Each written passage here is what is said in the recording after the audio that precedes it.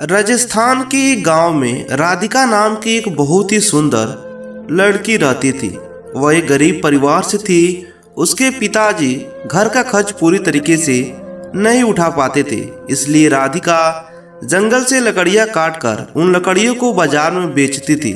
इस तरह से उनका घर का खर्चा चलता था। राधिका अब 21 साल की हो गई थी और उनके माँ बाप को अब चिंता होने लगी कि उसकी शादी बिना पैसों के हम कैसे करेंगे।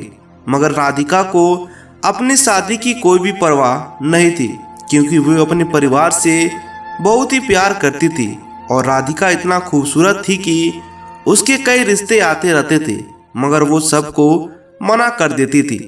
पर किशन नाम का एक लड़का राधिका से बेहद मोहब्बत करता था और राधिका के मना करने के बावजूद भी वह रोज बाजार में राधिका की लकड़ियां बिकवाने पहुंच जाता था।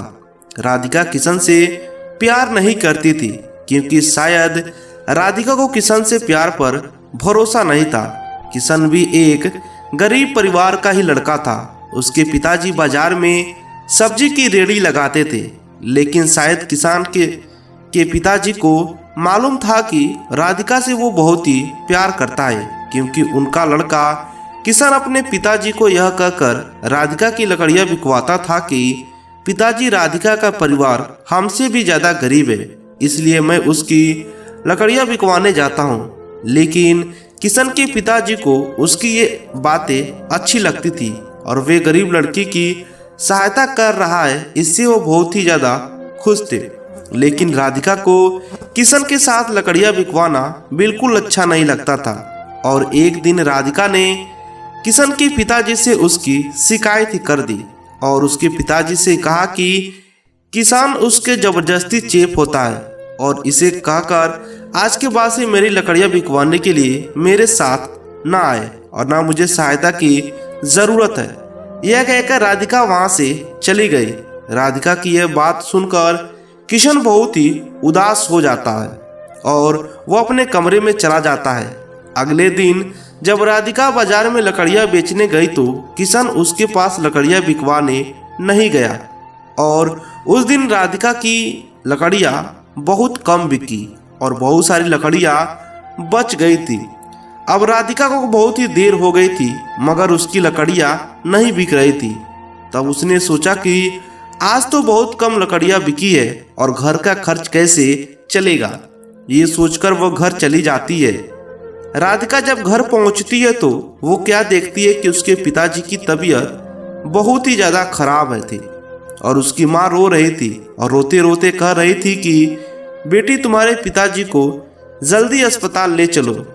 मैं बहुत देर से ही तुम्हारा इंतज़ार कर रही थी। जल्दी किसी टांगे वाले को बुलाकर लाओ ताकि तुम्हारे पिताजी का अस्पताल लेकर चला जाए। लेकिन बहुत रात हो गई थी और रात में एक भी टांगे वाला नहीं खड़ा था। राधिका बहुत परेशान हो गई, मगर उसे कोई भी रास्ता नहीं दिख रहा था। तभी उसे किशन की याद आई और वो दौड़ी दौड़ी किशन के घर पहुंची। फिर जोर जोर से उसके घर का दरवाज़ा बजाने लगी। तब किशन का घर दरवाज़ा खोलते हैं और किशन राधिका को अचानक इसकी रात को देखकर चौंक जाता है और राधिका से पूछता है कि क्या हुआ, इतनी रात को तुम यहाँ कैसे? घर पर सब ठीक तो है ना? तभी राधिका कहती है कि किशन, मेरे पिताजी की तबीयत बहुत ही खराब है और उन्हें अस्पताल लेकर जाना है, मगर बाजार में एक भी टांगे वाला नहीं है। अब तुम ही मेरी सहायता कर सकते हो। तभी किशन चुपचाप अपने पिताजी की सब्जी की रेहड़ी निकाल देता है और रेहड़ी को लेकर एक दोस्त को भी राधिका के पिताजी की सहायता से बुला लेता है और जल्दी से राधिका के पिताजी को किशन और उसके दोस्त रेहड़ी पर लेटाकर जल्दी से अस्पताल ले जाते हैं और अस्पताल ले जाकर जल्दी उसका इलाज करवाते हैं। 1-2 घंटे में राधिका के पिताजी का इलाज हो गया और डॉक्टर ने कहा कि अब ये ठीक है, बस कुछ दवाइयाँ मैंने लिख दी हैं, बगल के काउंटर से लेकर आ जाओ। ये दवाइयाँ अभी ने जीवन भर खानी होगी। तभी किशन कहता है कि राधिका, तुम पिताजी से मिलो, मैं दवाइयाँ लेकर आता हूँ। राधिका अपने पिताजी से मिलने उनके कमरे में जाती है। तब उसके पिताजी बिल्कुल ठीक हो गए थे। तब वो राधिका से कहते हैं कि बेटी तुम किशन से कितना चिढ़ती हो, फिर भी वो हमेशा तुम्हारी सहायता करता रहता है। तभी किशन का दोस्त भी बोलता है कि राधिका किशन ही हम सबसे कहता है कि तुम सब राधिका से लकड़ियाँ खरीदा करो ताकि उसकी सहायता हो सके। और राधिका मैं तुम्हें भी बताना चाहता हूँ कि किशन बहुत ही अच्छा लड़का है और तुम हो कि किशन के घर पर जाकर उसकी बेइज्जती कर दियो। तब राधिका को विश्वास हो जाता है कि किशन बहुत ही अच्छा लड़का है। इतने में ही किशन दवाई लेकर आ जाता है और राधिका से कहता है कि मैं तुम्हारे पिताजी की सारी दवाइयाँ ले ली है और डॉक्टर से छुट्टी भी ले ली है, चलो अब घर चलते हैं। अब सुबह के 6 बज चुके थे। हॉस्पिटल के बाहर ही टांगे वाला खड़ा हुआ था। किशन ने अपने दोस्त से कहा कि तुम रेहड़ी लेकर घर पहुंचा देना, मैं टांगे से राधिका के पिताजी को घर छोड़ आता हूँ। राधिका किशन से बहुत खुश थी कि किशन मेरी कितनी सहायता कर रहा है।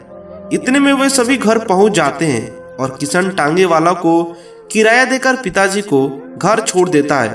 तभी किशन जाने लगता है तो राधिका उसे बाहर रोककर उसका हाथ पकड़कर उससे माफी मांगती है और ये कहती है कि किशन कल से तुम मेरी लकड़ियाँ बिकवाने आ जाना, क्योंकि अब तुम्हारे बिना लकड़ियाँ बेचने का बिल्कुल भी मन नहीं करता।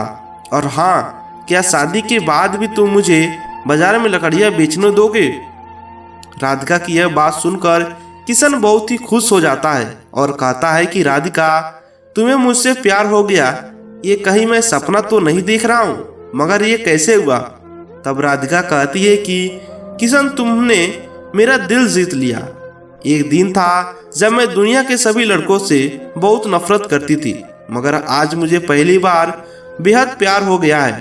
तब किशन कहता है कि राधिका आज से मैं भी बहुत ही खुश हूँ, आज मुझे मेरा प्यार मिल गया और मैं तुझसे वादा करता हूँ कि तुम्हारे साथ साथ तुम्हारे परिवार का भी ख्याल रखूंगा। तो दोस्तों, राधिका को अपने परिवार से बहुत ही प्यार था, इसीलिए उसको ऐसा जीवन साथी मिला जो उसके साथ साथ उसके परिवार का भी ख्याल रखेगा। ये थी राधिका और किशन की प्रेम कहानी। आपको यह कहानी कैसी लगी हमें नीचे कमेंट कर बताइएगा।